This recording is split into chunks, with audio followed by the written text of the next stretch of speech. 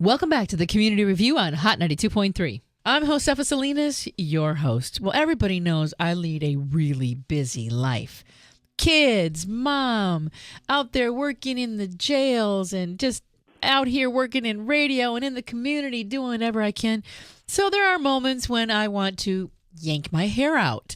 But rather than do that, I've taken up meditation. Yes, I have taken up meditation. And it's one of the things that we teach at our How to Be a Girl conference every year. So I figured, you know what, since I'm spreading the word, when I talk about meditation, a lot of people look at me like, what? Isn't that some weird yoga stuff? I'm like, no, it's not. So I thought I'd better just try to help explain to the audience what meditation is. So I have got Dr. Norman Rosenthal. He is the author of Transcendence, Healing and Transformation through Transcendental Meditation, and he's going to help us understand what meditation is. It's not the crazy thing that your weird professor at Berkeley was doing.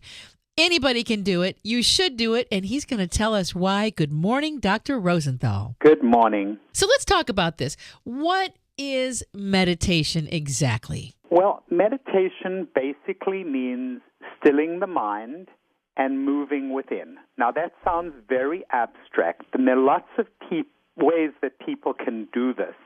They can do it by focusing on an image, by focusing on the breath, or in the case of transcendental meditation, by listening to a sound or a mantra inside the mind. And all of these are different ways to meditate. My book is about one particular way that I've become very impressed with, but there are a number of different ways to meditate. Okay, so let's talk about transcendental meditation. Well, it's been around in the U.S. for about 50 years or so, but it comes from an ancient Indian practice that has been around for thousands of years, and it involves learning how to sit for 20 minutes twice a day and just think a sound, think a mantra, and the sound kind of comes again and again and again, and as the sound comes, amazing things happen inside one's mind. You settle down.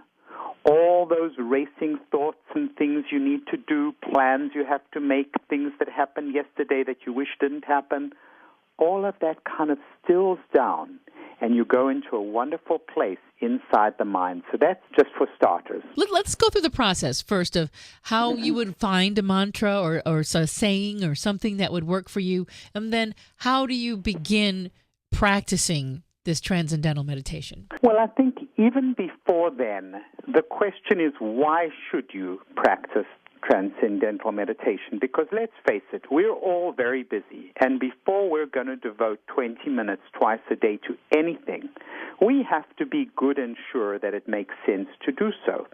So what my book really does is it makes the case for why. Why should you even think of doing such a thing in the first place, and what can you expect to get from it? Once you've really been persuaded that this is the way to go, then the thing to do is to actually find a teacher. It's like one of those things like golf or swimming where you really need some coaching, because the mantra is a very simple thing. It's a word. Although the words chosen are particularly soothing words, a big part of the technique is how you use that word. And there you're going to get a coach to help you use the word just in the right way so that all the things that I described can actually happen. So I think the first step is to really educate yourself on why this is worth doing. And once you are persuaded, that's the only time that you will actually go and make the investment of time, because everybody's time is very precious, to go and find a teacher and learn the technique. And where do we find a teacher? I mean, where do you look? It's actually very easy, because the Transcendental Meditation Organization, TM.org, or the David Lynch Foundation, which supports the teaching of Transcendental Meditation, have got their websites, and they're listed in my book, and they're listed on the web. So those would be places. But I've had a very interesting experience from people who've had advanced copies of my book. I've spoken with them and told them, this is something you really ought to look into. You really should consider doing it. And they kind of give me this look of suspicion, like I'm sort of trying to sell them a piece of the Brooklyn Bridge or something. And what's been really encouraging is once they read it, it's, when somebody's trying to sell you something, there's a natural instinct, it's like the Fuller brush man that's getting his foot in your front door to sell you something.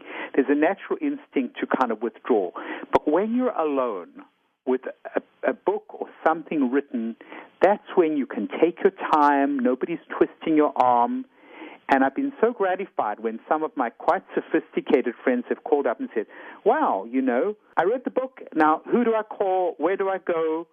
And I thought, that's what I really wanted. Because these are the same people whom I try to sort of tell, hey, you got to do it, you got to do it, you got to do it. And they looked at me and thought, yeah, that and 100 other things that I have to do every day. Right. Well, I can speak from personal experience. I tell you, there's a stretching routine and a meditation that I do after I run. Mm-hmm. And I tell people all the time that when even if I can't get my run in, I do the stretching routine and the meditation, and when I open my eyes, it's like I have been asleep for 6 hours. Mm-hmm. It is so revitalizing. I feel so energized. Mm-hmm. Some of my best creation, some of my best writing, my best ideas have come during this time. Now, why is that? What is it in the mind that allows us, when we calm, to actually come up with really wonderful things? I love it when I hear something like what you've just said, because there are healthy things that we can do for ourselves, and many of them involve our body and some of them involve our mind. And when you do those things, you feel really, really good, like when you stretch. There are all kinds of nerve receptors in the muscles and tendons that fire away when we stretch, and it's so important to stretch after you run. So you've discovered that that's a wonderful way to improve the way you feel. And that's how I think all of these things got discovered, and that's how these ancient wisdoms are passed down. One way in which I felt that this was really an important thing was I started to do this meditation myself. One of my patients said to me, you really ought to do it. I always listen to my patients because, some of them are really probably much smarter than I am. And so I followed his advice. I started to meditate, and I found that all of a sudden I was much calmer. If somebody cut me off in the traffic, I wasn't ready to make any rude gestures with my hands. I just kind of thought, well, maybe he's in a hurry. Maybe he has an emergency. Maybe he's got a problem, but I don't need to let it become my problem. So, slowly I began to respond more thoughtfully to things that previously would have been reflexive provocations to me. And I thought, wow, this is really doing something profound. I need to share it with my patients. I need to refer them for training. I need to dig into the literature, which is amazing.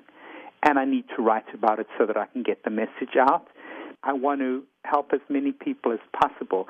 And one way to do that is by writing and by being on programs such as yours. Very good. Well, again, the book is called Transcendence, Healing and Transformation Through Transcendental Meditation, written by Dr. Rosenthal. Now, do you have a website that we can go to for information about the book? I do, actually, and it's very easy to remember. It's normanrosenthal.com. Very good. And I will make sure that this is up on my webpage. So maybe people, they're not quite sure, they could send you an email and get some more information, or just go to your website and see all the information that's there. I highly recommend it. I meditate every day.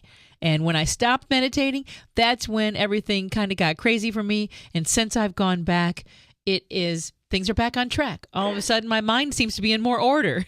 Just to tell you quickly, and I think you obviously you live your own message, but if I have interviews with very wonderful self-help gurus like Pam Peake and Marcy Shimoff and Chris Atwood and Nancy Lonsdorf, really terrific people. And anybody who pre-orders off of my website will get free downloads of all these interviews with all these people, as well as me reading the introduction to my book.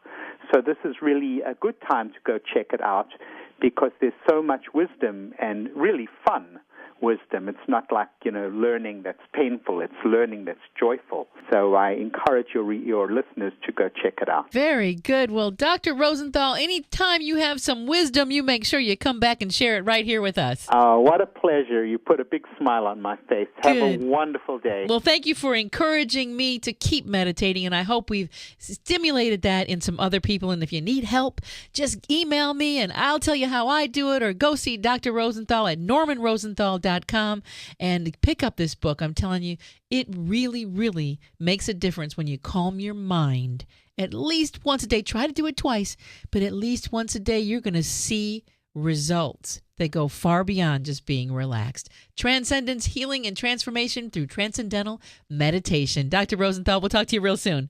Take care. I'm serious. I meditate every single day, and it's a practice I highly encourage you to incorporate into your life. Coming up next, there's Shakespeare in the Park at Griffith Park. Are you ready for it? Stay close. I'll give you the 411 next on the Community Review, Hot 92.3.